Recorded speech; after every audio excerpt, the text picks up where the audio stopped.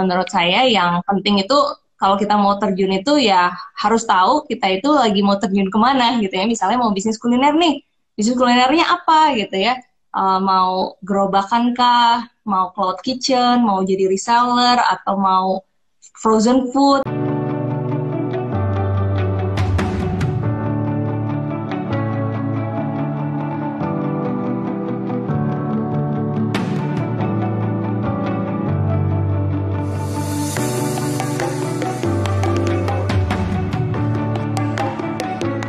Halo, selamat malam. Halo, malam. Halo malam, John dan Botakers semua. Panggilannya Botakers ya? Lagi lah botakers. Ya, tapi nggak harus panggil botakers juga sih. Kalau foodies ada panggilan foodies. Kalau di foodies panggilannya foodpreneurs. Oke, foodpreneur. Halo, selamat malam foodpreneurs. Salam kenal. Ya, malam. Stephanie atau Steph atau gimana enaknya? Steph juga boleh. Steph boleh ya. Oke, malam Steph, thank you udah meluangkan waktunya buat kita mau ngobrol soal F&B ya, tentunya foodpreneurs ya di sini. Ini menarik banget ya, F&B. Saya pribadi juga pernah bikin bisnis F&B ya, tapi kolaps waktu awal COVID. Jadi saya kayaknya bikinnya waktu awal COVID banget ya. Kenapa? Iya, bikinnya pas banget awal COVID pula ya. Bikinnya sebenarnya November sebelum COVID, tapi begitu kena COVID, karena kita hanya bergantung dari traffic ya, food traffic, nggak terlalu berkembang di platform, jadi kita akhirnya nggak kuat ya. Dan saya juga waktu itu lagi emergency ya, survival mode, jadi saya cut bisnis-bisnis yang memang masih perlu pengembangan, saya fokus ke core bisnis kita sih. Jadi mungkin karena saya belum pernah ngambil kelasnya foodies kayaknya sih. Dan nggak kapok kan ya? Jadi lain kali harus coba lagi nih. Nggak kapok ya. Oke, sebelumnya ya, boleh dong perkenalin diri dulu, foodies itu apa, dan juga Stevia sendiri sebagai apa di sana, COO ya, COO. Saya udah kasih bocoran dulu ya. Tapi apa sih yang dipikirkan waktu mengembangkan foodies ini, dan apa yang foodies sudah lakukan gitu ya buat bantu teman-teman, terutama dalam bidang F&B. Ya. Malam semuanya ya, jadi senang banget nih malam hari ini ya bisa ngobrol-ngobrol bareng sama semuanya juga. Kalau di foodies sendiri kita adalah F&B Business EduTech ya, jadi Education Technology. Jadi istilahnya semua orang yang pengen jadi pebisnis kuliner itu bisa belajar bareng-bareng di foodies. Karena kalau ngomongin orang mau jadi dokter gitu ya, mereka biasanya pergi ke fakultas kedokteran gitu. Misalnya mereka pengen jadi koki juga ada sekolahnya gitu. Tapi kalau misalnya orang mau jadi pebisnis kuliner ya, mungkin sampai beberapa tahun yang lalu belum ada foodies, nah itu masih pada bingung biasanya mereka harus belajar di mana. Termasuk juga saya dulu sebagai pebisnis kuliner ya, kayaknya berapa tahun yang lalu ya, mungkin 10 tahun yang lalu kayaknya.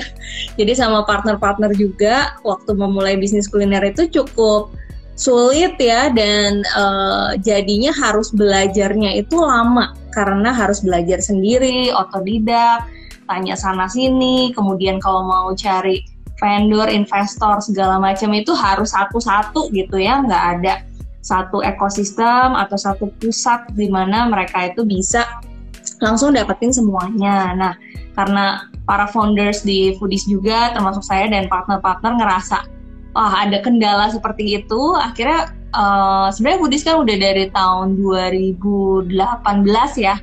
Sebelum-sebelumnya juga kita banyak melakukan edukasi, tapi officially di 2018 ya foodies hadir ya sebagai ekosistem bisnis kuliner. Jadi buat teman-teman nih misalnya yang di Bandung itu sebenarnya ada foodies kampus ya di Dago, tapi buat yang di luar Bandung ya bisa memanfaatkan ekosistem dan belajar di foodies sebenarnya kayak lewat online ya tentu saja. Jadi di foodies itu banyak banget sih program-program untuk teman-teman bisa belajar bisnis kuliner. Yang paling terintegrasi itu nama programnya ya, itu adalah sekolah bisnis kuliner. Jadi di situ memang ada kurikulumnya ya. Jadi benar-benar teman-teman bisa belajar dari awal sampai pengembangan ya, ekspansi bisnis kuliner kan macam-macam banget. Nah, mungkin salah satunya yang kita akan obrol-obrolin juga hari ini ya, terkait dengan online. Kalau saya sendiri pecinta makanan ya, makanya ada di bisnis kuliner. Jadi buat teman-teman yang modalnya suka makan tuh cukup ya. Jadi saya nggak bisa masak, udah gitu juga. Awalnya juga saya kuliahnya di arsitektur dulu, jadi nggak ada hubungannya sama bisnis, nggak ada hubungannya sama bisnis kuliner.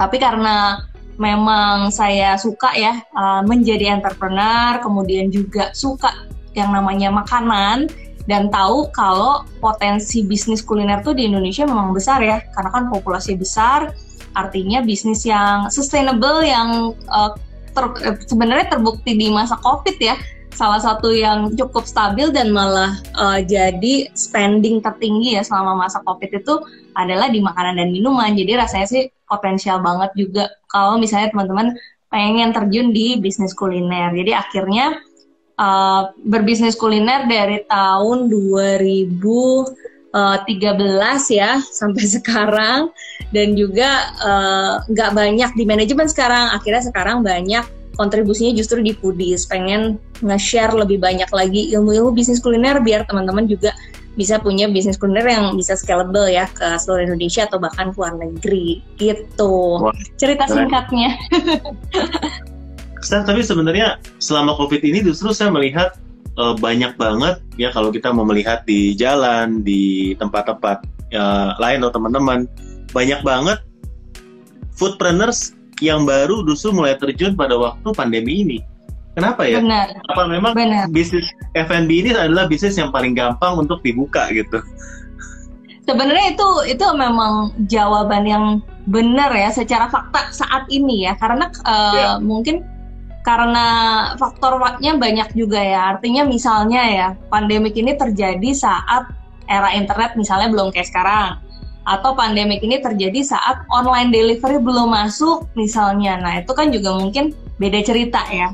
Tapi di masa pandemik ini sebenarnya ya blessingsnya ya, online delivery udah ada, udah mulai terintis juga di Indonesia kan. Kemudian juga platform-platform online, dan orang-orang di Indonesia juga udah terbiasa untuk menggunakan online atau digital untuk bertransaksi lah, atau beli, atau cari informasi. Akhirnya itu sangat membantu banget ya di masa pandemik ini. Dan sebenarnya kalau di bisnis kuliner itu ada dua sebenarnya ininya ya, apa namanya, bukan tren lah, tapi yang terjadi gitu ya. Satu tuh mereka yang berbisnis kuliner tapi tadinya basisnya itu di offline gitu ya, kayak kafe atau tempat nongkrong, restoran. Nah mau nggak mau kan semuanya pindah online juga gitu kan. Tapi satu lagi adalah mereka yang mungkin di masa pandemik ini kehilangan mata pencariannya. Salah satu yang memang sangat-sangat potensi dan mudah gitu ya untuk dilakukan ya mau nggak mau bisnis kuliner. Bahkan dari memulai dia menjadi reseller atau affiliate juga, mereka kan bisa ngejalanin bisnis kuliner. Karena itu tadi mungkin 5 orang di sekitar dia aja itu sebenarnya udah target market kan. Jadi nggak terlalu susah. Bisa mulainya juga dari dapur rumah atau kosan ya. Mungkin kan kalau ada konsep cloud kitchen ya teman-teman mungkin pernah dengar. Jadi ya memang di teman-teman komunitas foodies banyak yang cerita mereka baru memulai itu di masa pandemik, bener. Wow. Jadi mindset ketika mulai menjalankan bisnis F&B itu salah satunya adalah karena orang perlu makan dan mereka tinggal share itu ke teman-teman di sekitar. Pasti perlu gitu kalau makanan ya gitu ya. Apa memang itu salah satu mindsetnya, atau sebenarnya apa sih mindset ketika yang harus dipunyai ketika baru mau mulai bisnis F&B buat foodpreneur? Ya. Jadi kalau misalnya kita mau mulai bisnis kan mungkin pilihan bisnisnya macam-macam ya. Akhirnya kan kita harus memilih nih mau di industri kuliner kah, atau misalnya fashion gitu ya, atau misalnya di beauty, atau misalnya otomotif, macam-macam lah ya. Nah, kalau setelah kita memilih nih, dasar memilihnya itu juga sebenarnya kalau yang saya rekomen itu sebenarnya dari potensi ya.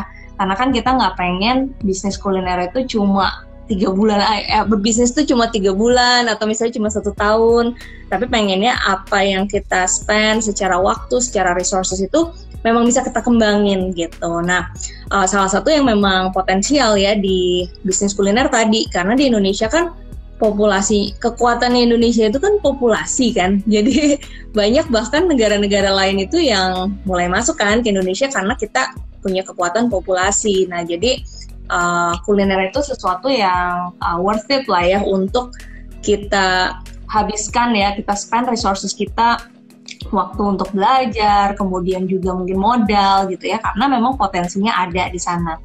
Nah tapi yang kadang-kadang jadi jebakan Batman gitu ya kalau orang-orang latah iya bisnis kuliner gitu ya, kadang-kadang tuh mungkin kebiasaan kita juga ya untuk tidak terlalu explore atau menjalani sesuatu itu dengan mempelajari dulu gitu. Jadi kadang-kadang karena latah gitu ya, ikut-ikutan, habis itu kita belum kuasain ilmunya tapi udah ngejalanin, kan beda sama kalau kita udah mempelajari terus ngejalanin gitu ya. Jadi kita punya pola pada saat ngejalanin dan lain-lain gitu. Jadi kalau menurut saya yang penting itu kalau kita mau terjun itu ya harus tahu kita itu lagi mau terjun kemana gitu ya. Misalnya mau bisnis kuliner nih, bisnis kulinernya apa gitu ya, mau gerobakan kah, mau cloud kitchen, mau jadi reseller, atau mau frozen food gitu ya. Di foodie soalnya selama 1,5 tahun ke belakang itu banyak banget teman-teman yang belajar tentang frozen food kan.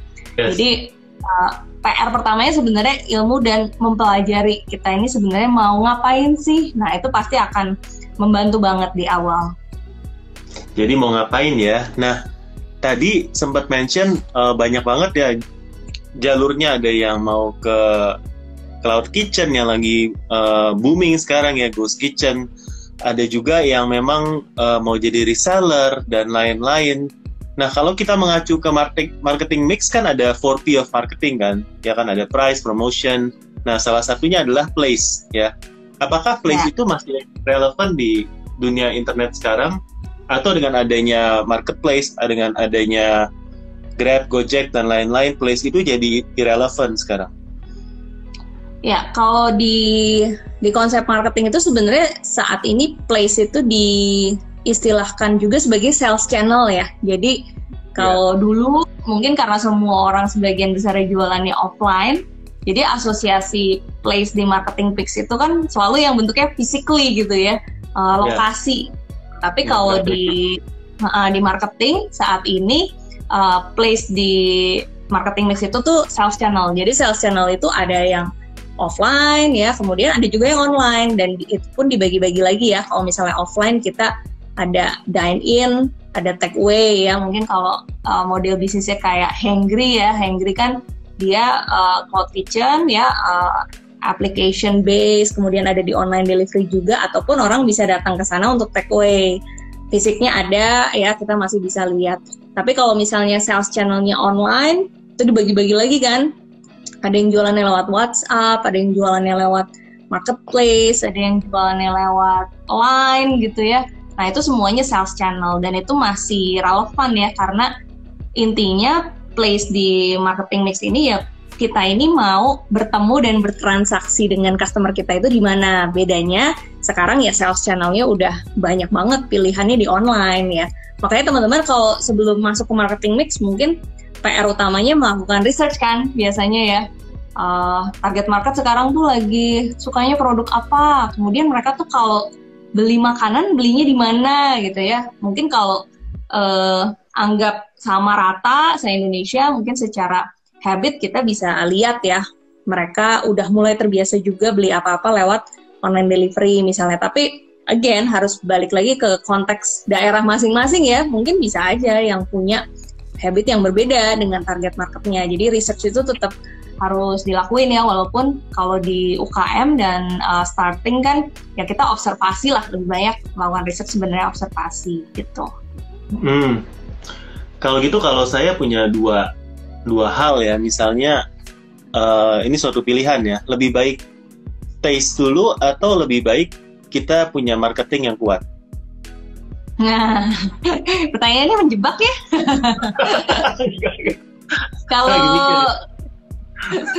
Kalau di bisnis kuliner, dan ngomongin sustainable ya, artinya kan kita bisnisnya harus sustainable ya, harus berlangsungnya lama.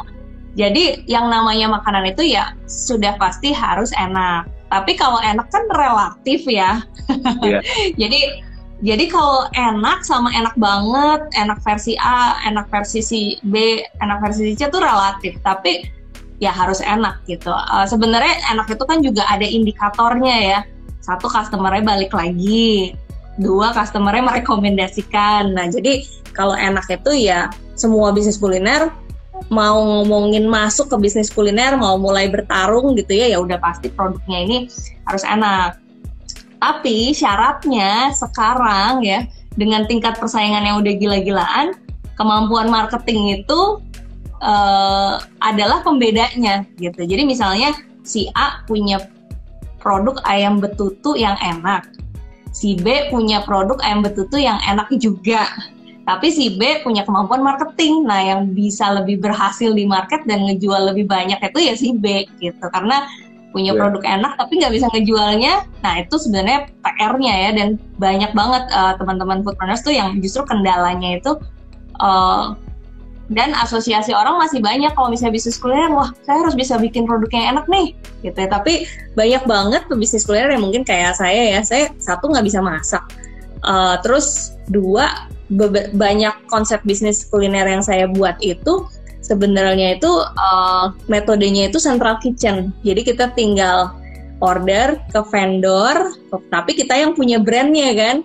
Jadi kita yang tahu dan kita yang punya market. Jadi sampai di restoran kita itu prosesnya pun sederhana gitu. Jadi nggak harus punya chef gitu ya. Jadi bahan baku yang dari vendor kita tinggal simple proses, bisa dipanasin atau digoreng atau dikukus gitu ya.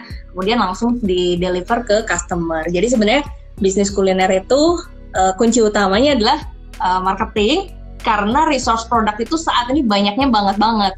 Bisa bikin sendiri bisa, kolaborasi juga bisa gitu. Iya bener sih, soalnya waktu dulu kan gue buatnya kayak minuman kopi ya.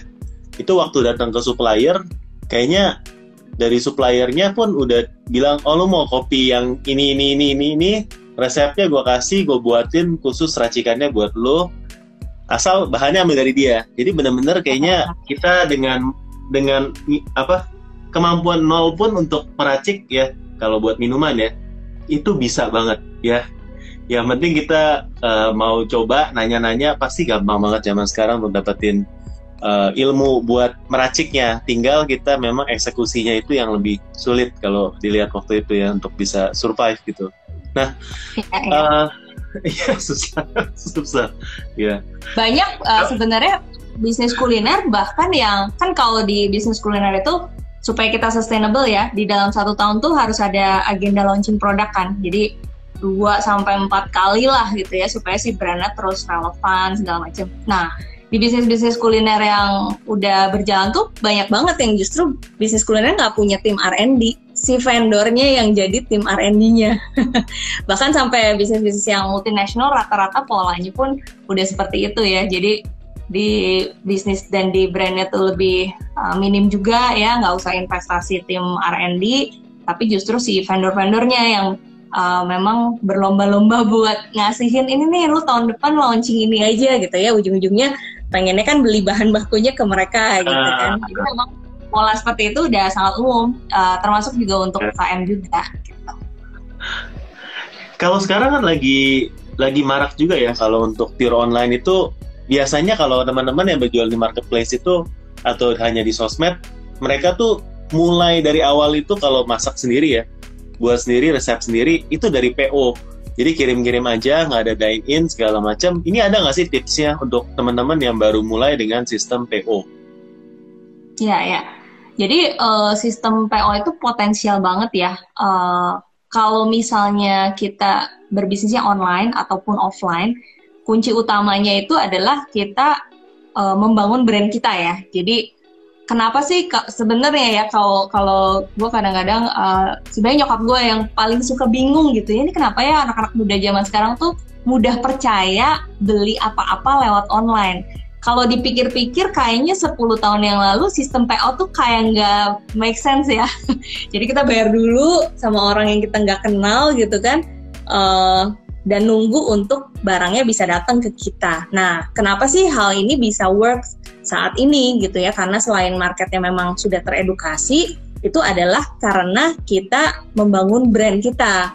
Jadi si sistem PO ini nggak ada masalah banget dan bahkan bisa jadi fase validasi kita ya, karena kan di sistem PO tentunya kita nggak perlu terlalu banyak modal dibandingkan misalnya kita harus sistem stok gitu. Nah, ini sangat mungkin buat teman-teman yang pengen di awal-awal itu ngevalidasi dulu si modelnya. Nah, setelah divalidasi, di masa validasi model itu sebenarnya itu kesempatan kita buat ngebangun brandnya ya. Jadi ngebangun reputasi. Jadi teman-teman sebisa mungkin kalau berbisnis kuliner, even dengan sistem PO ini, jangan sampai kita itu berbisnis komoditi kan. Artinya misalnya kita healthy food nih, tapi ya udah kita cuma jual nasi merah sama ayam tumis gitu ya misalnya, tapi nggak ada elemen brandnya. Nah, supaya kita nggak jadi komoditi, nah kita harus belajar tentang brand ya, tapi sebenarnya sederhana, yaitu kita punya logo, kita punya nama brand yang menarik, ya kita punya desain grafis juga yang menarik, terus sosmednya kita bangun ya, kayak Instagramnya, TikToknya gitu ya, supaya orang-orang itu bisa mengenali kita gitu. Jadi pada saat mereka order juga ada value ya yang terbangun di dalam periode saat kita ngevalidasi, supaya lama-lama itu kalau bisnis kan aset terbesarnya sebenarnya brand yang kita punya sama database kan gitu. Jadi even di sistem PO sekalipun itu bisa jadi sangat kuat gitu ya, kita kumpulin database-nya, kemudian kita jalin relasi dengan baik ya ke customer kita gunakan WhatsApp untuk kontak-kontakan dengan mereka, kemudian secara rutin ya, misalnya 1 minggu 2-3 kali kita broadcast, kemudian ada sebagiannya edukasi, sebagiannya promo, tiap hari kita update status. Nah, itu sebenarnya hal-hal yang bisa ngebangun engagement kan antara brand kita sama si customer kita, karena ujung-ujungnya even dengan sistem PO pun kalau bisnis kita tervalidasi itu akan ngegulung terus dan jadi snowball effect. Indikatornya ya teman-teman harus terus ngeliat tuh angka penambahan jumlah customer baru ya setiap bulan, kemudian jumlah customer yang repeat. Nah, itu adalah indikatornya sebenarnya. Jadi walaupun bisnisnya teman-teman baru awal, masih kecil sistem PO, tapi hal-hal yang dilakukan dalam ngebangun brand, nge-track data dan engagement dengan customer itu sangat perlu dilakukan juga ya, supaya bisnisnya bisa sustainable gitu. Wow, gila banyak banget ya ilmunya ya. Jadi ingat, kayaknya kemarin dari kan kita sering pesan makanan lewat aplikasi online ya. Dari sekian banyak makanan yang saya pesan ya, cuma 1 restoran doang yang habis itu follow up. Jadi dia add nomor WhatsApp, habis itu dia broadcast terus. Walaupun agak nyebelin ya, cuma cukup shock sih, karena dari sekian tahun belanja di aplikasi baru 1 kali itu doang ada yang restoran yang follow up gitu ya, kasih menu baru, ada promo apa gitu ya. Nah, mungkin itu juga sebenarnya nggak ada alasan buat kita buat nggak kumpulin database, walaupun sebenarnya ordernya kita tuh masuknya dari aplikasi gitu ya. Benar. Karena yang paling menakutkan ya itu adalah kita berbisnis terus kita nggak tahu siapa customer kita. Jadi sering ketemu yang ikut-ikut jadi students ya di foodies gitu ya. Wah, si ibunya udah berbisnis 8 tahun tapi nggak pernah punya database gitu ya. Sayanya sih yang suka pengen nangis gitu. Wah, gila, itu selama 8 tahun itu database-nya harusnya itu udah banyak banget kan tentu saja. Dan ya itu aset terbesarnya bisnis kita itu adalah 2. 1 itu adalah brand dan 2 itu adalah database customer kita. Jadi buat teman-teman nih yang udah bisnis terus selama ini nggak ngeh gitu ya kalau ternyata perlu ngumpulin database supaya tidak tergantung dengan pihak lain gitu ya. Karena kan ya jika tidak ada, saya belajarnya dari Kang Dewa nih ya, jika tidak ada penawaran maka tidak ada penjualan. Jadi itu relevan banget di digital marketing saat ini gitu. Jadi kalau kita nggak bisa terkonek dengan customer kita nggak bisa hai-haian sama dia, kita nggak bisa kasih tahu produk terbaru kita. Nah, gimana caranya ya kita masarin gitu kan? Akhirnya tergantung terus kan sama pihak ketiga gitu. Wow, oke. Ya, itu reminder teman buat ngumpulin database. Nah, tadi kan dari Steph juga rekomen banget ya pas awal-awal banget kita bangun platform di social media seperti Instagram, TikTok, dan Facebook yang lain-lain ya. Ada nggak sih strategi komunikasinya, dan mungkin ada satu contoh example nggak F&B yang memang menurut Steph itu tuh bagus banget dari strategi komunikasi di social media, terutama bukan yang brand-brand gede ya, tapi memang brand-brand yang memang baru lahir hanya dari social media gitu. Iya ya. Jadi sebenarnya kalau social media itu kan hanya bagian dari media yang kita gunakan ya saat ini gitu. Kebetulan aja target-target market kita sekarang semuanya mengkonsumsi, sebagian besar ya mengkonsumsinya itu sosial media Instagram, TikTok gitu ya. Tapi teman-teman perlu ingat bahwa media itu terus berubah. Jadi ya media itu adalah bagian dari yang kita gunakan untuk berkomunikasi dengan customer. Nah, tapi yang paling penting dan paling fundamental itu sebetulnya adalah strategi marketingnya kita kan. Jadi kalau misalnya kita punya brand gitu ya, sebenarnya kita pengen diingat sebagai brand apa sih gitu ya, positioningnya apa. Nah, kalau di era kompetisi seperti sekarang, kalau kita nggak punya positioning ya, nggak punya diferensiasi, nah itu yang susah sebenarnya dan akan susah lah ya, nggak kedengeran jadinya ya sama customer, nggak bisa mengakuisisi customer pertama kali, gitu, nggak bisa membuat customer beli lagi gitu. Nah, jadi kenapa ini sangat berhubungan erat sekali dengan sosial media? Karena pada saat kita pakai Instagram nih, pada saat kita pakai TikTok, pada saat kita kolaborasi sama influencer ya, sama buzzer, positioning kita ini sebenarnya yang dikomunikasikan gitu ya. Jadi misalnya kita adalah sapi saus mentai bakar pertama di Kota Malang misalnya. Nah, itu kan positioning kan. Nah, baru si positioning itu kita komunikasiin tuh lewat Instagram, lewat TikTok, lewat influencer-influencer yang kita undang buat nge-review gitu. Jadi sebenarnya yang paling penting justru adalah konten kitanya, why-nya gitu ya. Kenapa sih saya harus coba gitu? Kenapa sih saya harus follow? Kenapa saya harus cari brand ini di GoFood, GrabFood gitu misalnya? Nah, itu yang jadi PR utama ya buat teman-teman. Tentuin dulu, baru pada akhirnya berkomunikasi di sosial media. Nah, sebenarnya kalau di sosial media sendiri, teman-teman harus rajin buat mempelajari lagi ya detail-detail dari trik-trik dan tipsnya. Jadi kalau misalnya setiap sosial media kan punya cara main yang berbeda ya. Jadi kalau di Instagram dulu ngumpulin followers, kalau sekarang ngumpulin followers juga yang lihat 1% ya. Terus ya sekarang kalau Instagram ya mungkin lebih ke titiknya tuh di influencer sama di ads ya. Jadi jangan anti ads juga, karena beriklan di Instagram itu kan juga cenderung terjangkau dan kita bisa call to action-nya itu sangat dekat dengan pembelian. Jadi kalau misalnya di swipe up langsung masuknya ke halaman GoFood kita nih gitu ya, langsung ke halaman GrabFood kita, langsung ke WhatsApp bisnis kita, kan dekat sekali ya dengan transaksi gitu. Terus kalau TikTok punya cara bermain yang berbeda juga gitu ya, followers nggak penting tapi view gitu ya. Nah, jadi memang kita harus memahami bagaimana cara memanfaatkan setiap media ini. Di YouTube juga kayaknya banyak ya cara-cara untuk belajar dan ininya ya. Terus kalau brand ya, brand yang dari nol banget sih banyak banget ya.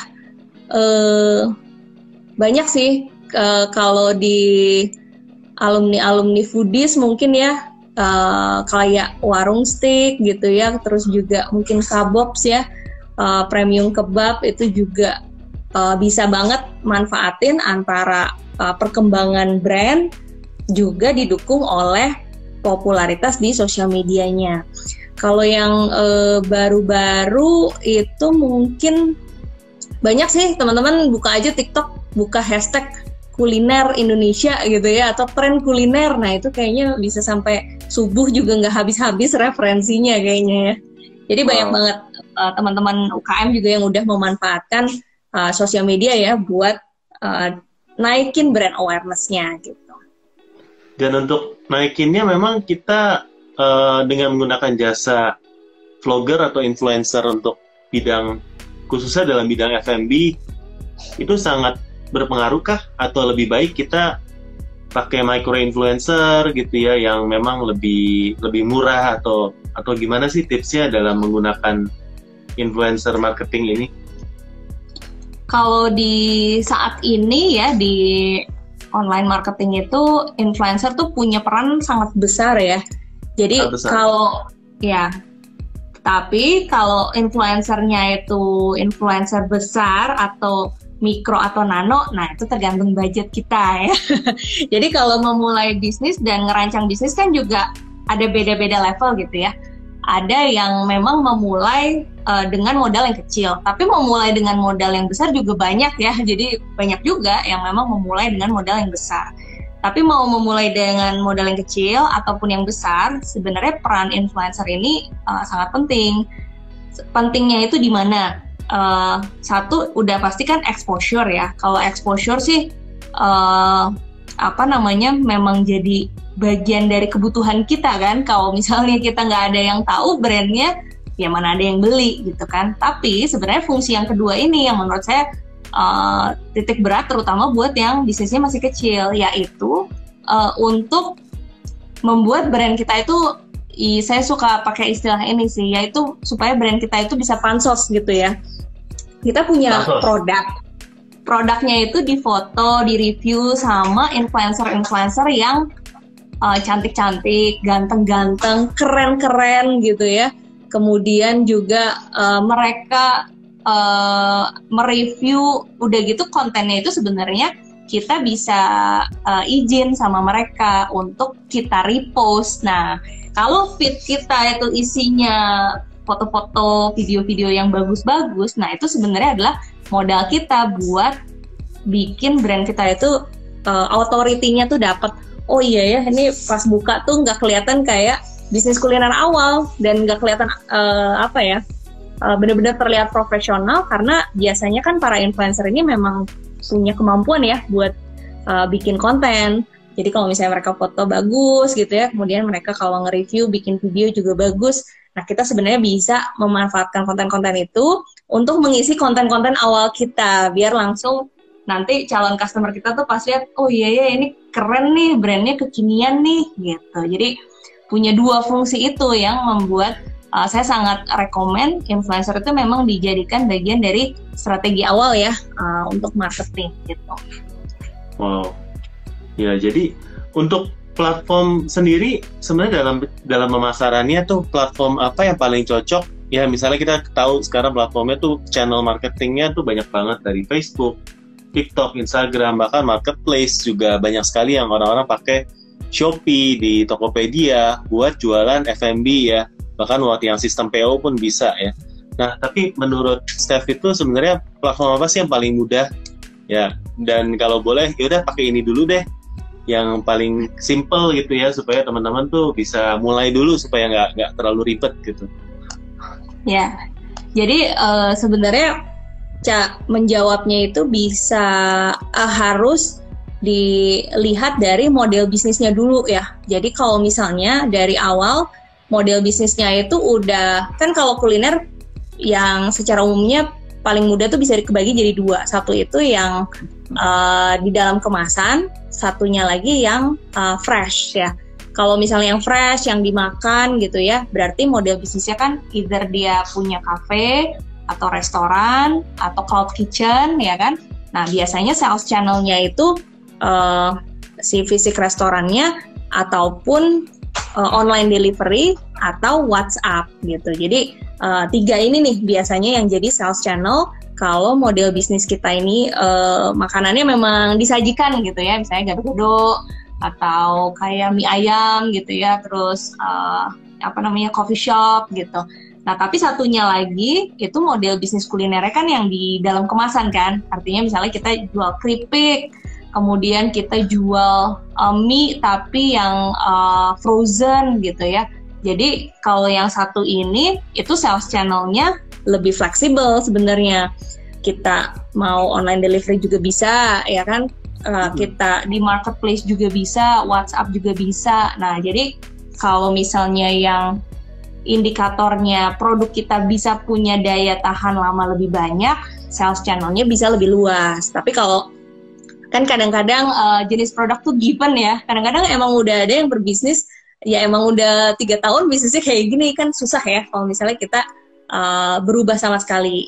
Yang banyak diambil strateginya sebenarnya adalah menambah atau merubah kemasannya. Jadi bahkan brand-brand nasional juga banyak ya, misalnya tadinya mereka restoran, tapi karena biar bisa dijual di marketplace, akhirnya mereka punya kemasan yang juga bisa dikirim beberapa hari misalnya, atau melalui layanan pengiriman ya, kayak JNE, Tiki, dan lain-lain gitu. Nah, kalau misalnya di keduanya, yang paling gampang ya, ini sebenarnya ada 2, yaitu marketplace sama WhatsApp sebenarnya. Karena 2 itu punya potensi untuk dapetin market yang baru ya. Karena kalau misalnya di marketplace itu kan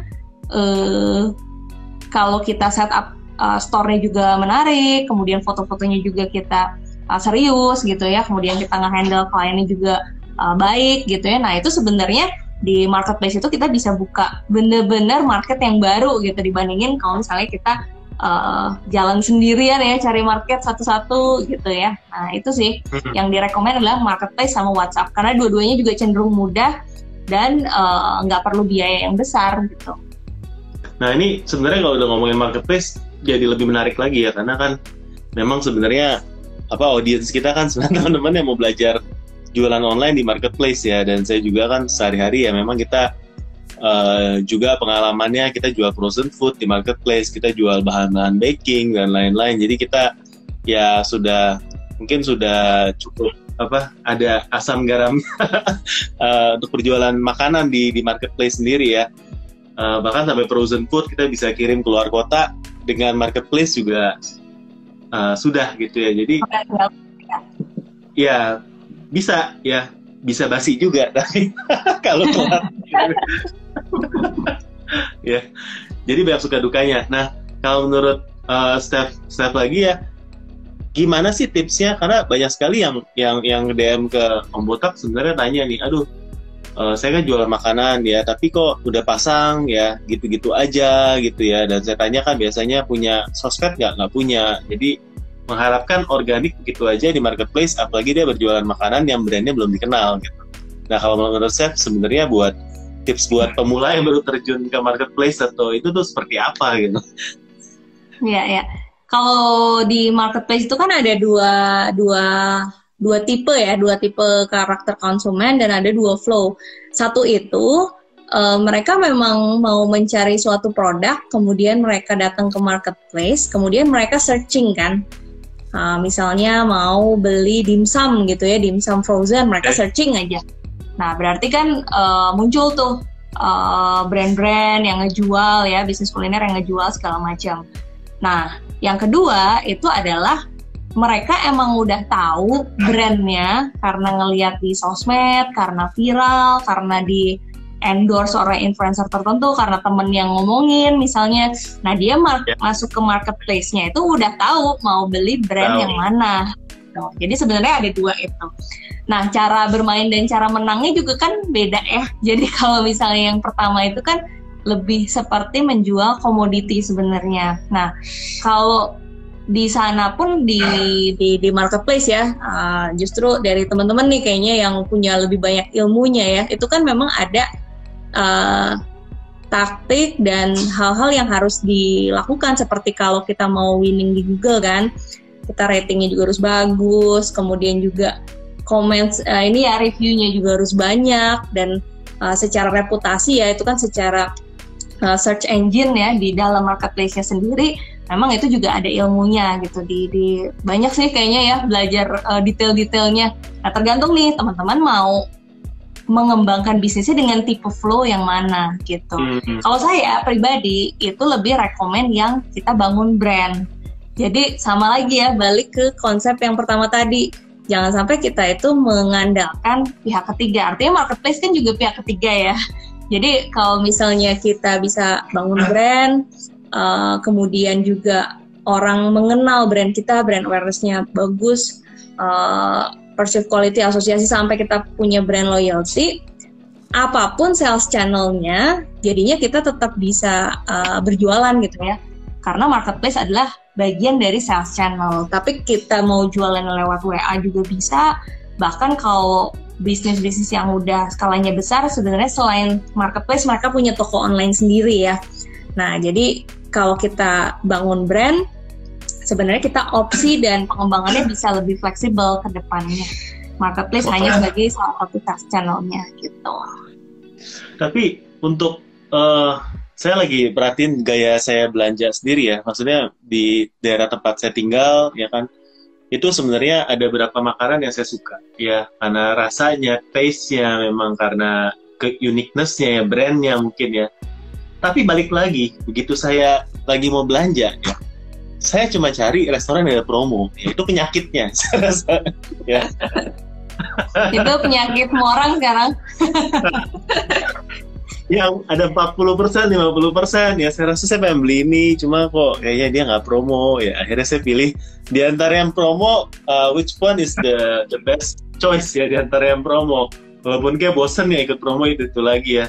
Dan saya melihat kayak di dalam dunia ojek makanan ya, Grab, GoFood, Shopee, Traveloka yang kita ngomongin sekarang ya, ada brand sekarang ya, itu semua sama, siapa yang ikut promo, yang dapat exposure lebih, akhirnya dibeli dan rame ya akhirnya. Walaupun sorry itu saya kadang rasanya itu biasa, ya, rasanya biasa ya, kita juga tahu ya, kita beli dengan knowingly tahu rasanya itu biasa, standar. Tapi dia ikut promo, ya udah beli lagi akhirnya gitu. Ya, tapi ya dibandingkan yang rasanya enak, dia jarang ikut promo, bahkan nggak ada di Grab. Akhirnya platform yang bisa dibilang tuh mendikte kita dan mendikte kita sebagai pembeli.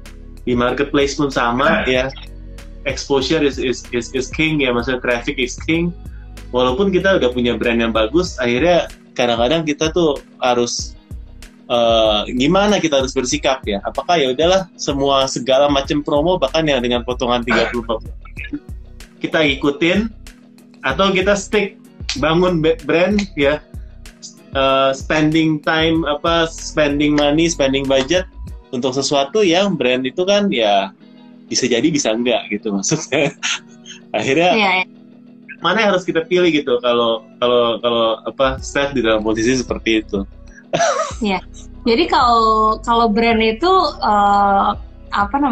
dan self promo ya, itu sebenarnya tidak saling terkait, karena kalau brand itu kan mungkin yang paling awalnya banget adalah brand awareness ya, itu kan sesuatu yang wajib ya. Jadi kalau misalnya orang nggak tahu brand kita, udah pasti dia nggak beli karena dia nggak tahu gitu kan. Jadi itu yang satu. Sama kalau misalnya brand itu kan reputasi, artinya kalau kita awareness-nya udah bagus, customer membeli pertama kali, nah apakah bisnis proses kita bagus, operation kita bagus, dan lain-lain, sehingga mereka membeli berulang dan merekomendasikan. Nah, itu brand loyalty.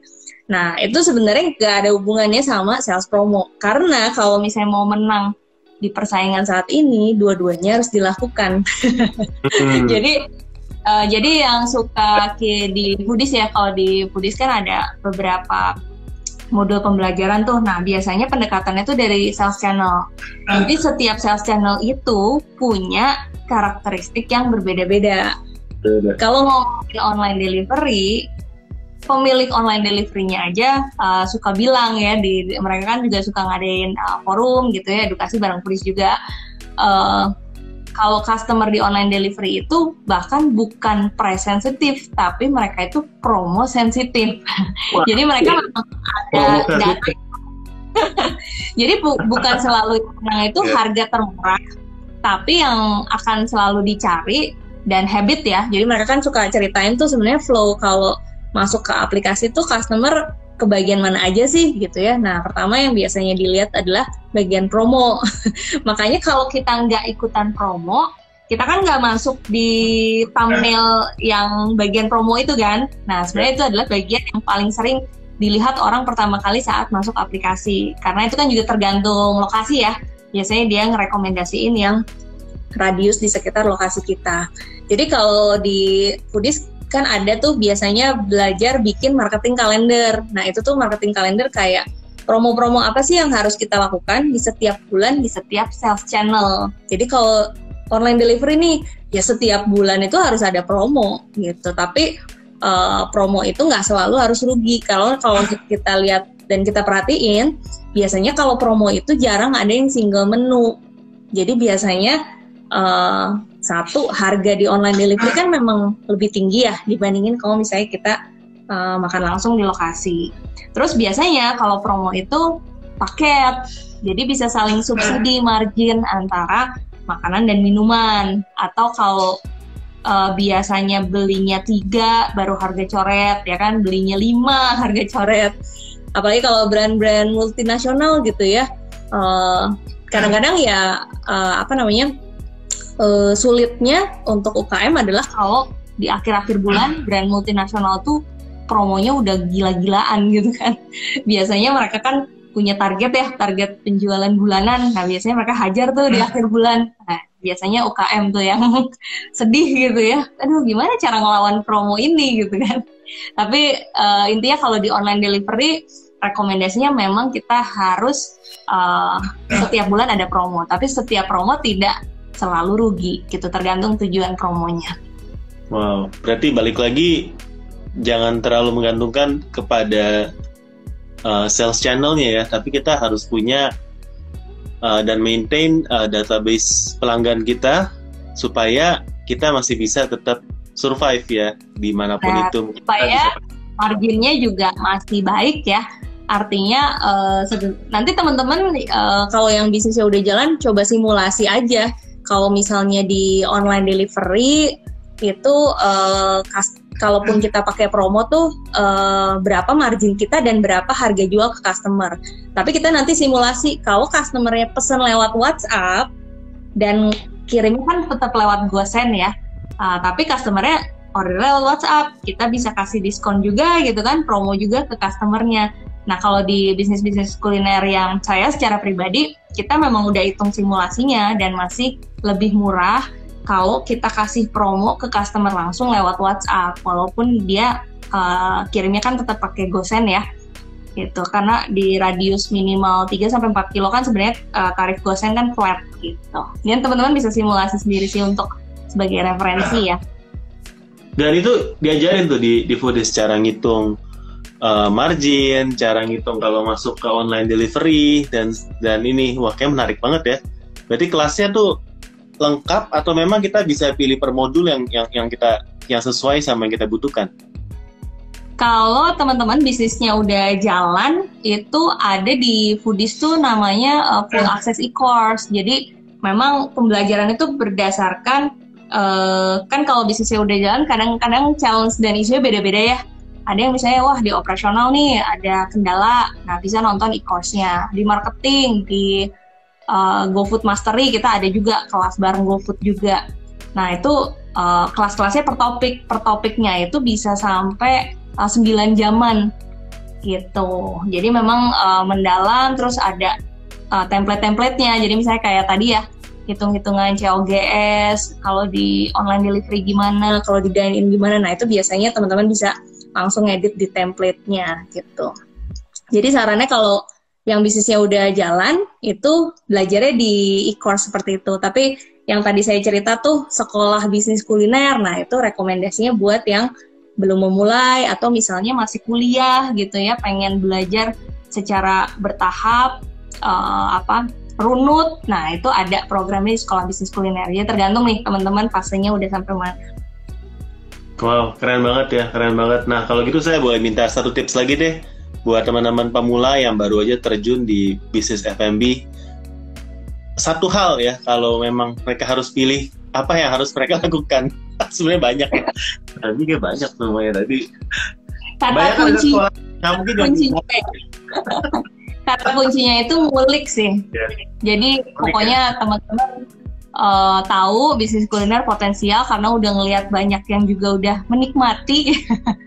Tapi ya kalau kita juga pengen menikmati, pengen juga punya bisnis kuliner yang berjalan dan menguntungkan, ya kita harus ngulik gitu, karena nggak ada ilmu yang bisa langsung nguasain gitu ya dalam jangka pendek, atau misalnya cuma kita belajar selama 3 jam doang langsung bisa, karena kan ilmu juga harus kita praktekin, kemudian harus kita resapi gitu ya, harus diulik, kalau kayak gini di bisnis saya kayak gini gitu ya. Nah itu sih, dan pengalaman pribadi juga gitu, kalau mau menguasai sesuatu sih memang harus banyak ya nguliknya gitu, dan bener-bener nggak hanya mempelajari permukaannya aja, tapi benar-benar sampai dalamnya juga gitu.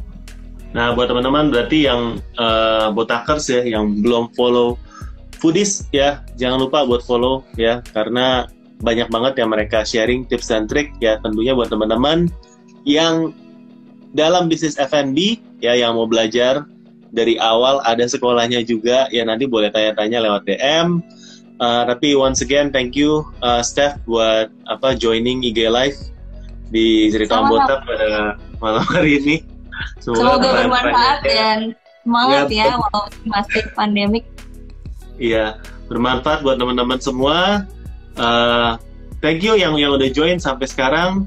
Salam sehat buat semuanya, dan semoga kita bisa punya kesempatan untuk ngobrol seperti ini lagi di video kita selanjutnya. Thank you, bye-bye semuanya. Thank you semua, sehat-sehat. Bye, Steph. Bye. Bye, thank you.